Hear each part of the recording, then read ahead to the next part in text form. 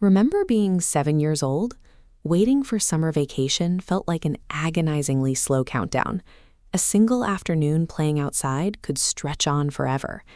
But as an adult, you blink and suddenly you're buying holiday gifts again. Monday morning turns into Friday evening in a flash. This feeling of a speeding clock is a nearly universal human experience. It happens because the passage of time is deeply rooted in how our biology, our memory, and our perceptions work together as we age. To understand why life seems to accelerate, we must look at how our brains measure time. There are two different ways we do this. First is perspective time. That is how you feel time passing right now, in the present moment. The second is retrospective time, how you feel time passed when you look backward over weeks, months, or years.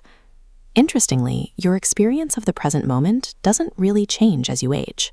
If you ask a 10-year-old and a 50-year-old to sit in a boring waiting room, it feels just as slow to both of them. A minute is still a minute. The actual physical ticking of the clock remains constant. The feeling of life speeding up happens almost entirely when we look backward. It is a trick of perspective driven by three things: the math of our lifespans, the habits we form, and the aging of our brains. Let's start with the math. There is a simple, logical explanation for this shifting timeline, called the proportional theory. The idea is that we judge the length of any given year by comparing it to the total amount of time we have been alive. Think about a 5-year-old child.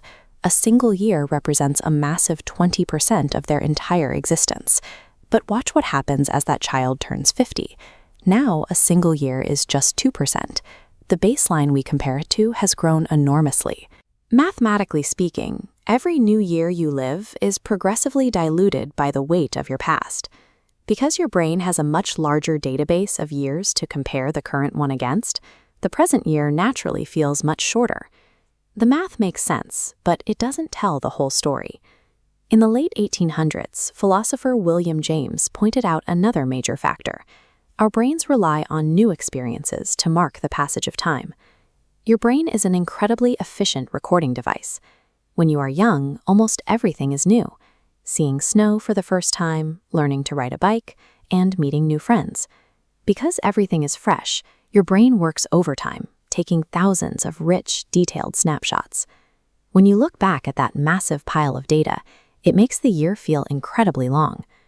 By the time you reach adulthood, you have figured a lot of things out. You know how to do your job. You drive the exact same route to work, and you walk the exact same aisles at the grocery store.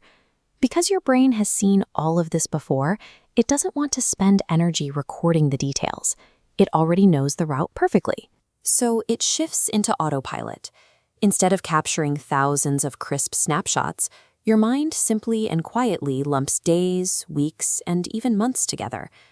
When December rolls around and you look back, your brain searches for distinct, memorable events. If you've spent the whole year stuck in a routine, your mind comes up empty-handed.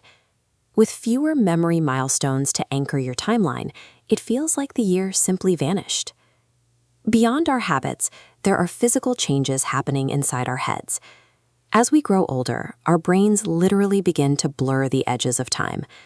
Researchers have found that as we age, our brains stop noticing as many distinct shifts or cuts in the story of our lives. As the networks of nerves in our brains grow more complex over the years, the electrical signals have to travel slightly longer distances. This physical growth gently slows down the brain's overall processing speed. Think of a young mind like a high-speed movie camera. It processes images quickly, capturing many frames per second. As we age, dopamine, the power source for our internal clock, drops. Our timing lags, and the mind's camera gets sluggish, capturing fewer frames. Because an older brain physically absorbs and records less data over the same period of time, the playback is affected. When your mind reviews a memory with missing frames, the movie naturally feels incredibly compressed and sped up. So if our lifespan makes each year a smaller fraction, our routines blur our memories, and our brains are physically recording fewer frames, are we doomed to watch the rest of our lives zip by on fast forward? Not necessarily. Because our perception of time is so heavily tied to how we create memories, we can actively trick our brains into slowing back down. We just have to force the mind off autopilot and demand that it take new snapshots. You can start by introducing novelty into your daily schedule. Take a completely different route to work. Visit a town you have never been to. Try cooking a recipe without using instructions, or read a book outside your usual genre. Even small disruptions make a difference, like brushing your teeth with your non-dominant hand. When you try a complex new skill, you frustrate your brain's desire to be lazy. The intense focus required forces your mind to stay alert and generate fresh, dense data. You can also anchor yourself by practicing mindfulness. Instead of stressing over work deadlines or planning dinner, take a moment to notice the actual taste of your coffee or the temperature of the air outside. Engaging your senses builds stronger memories of the present moment. Routine makes time evaporate, but novelty acts like a brake pedal. By stepping out of your comfort zone and embracing new experiences, you can force your brain's camera to keep rolling.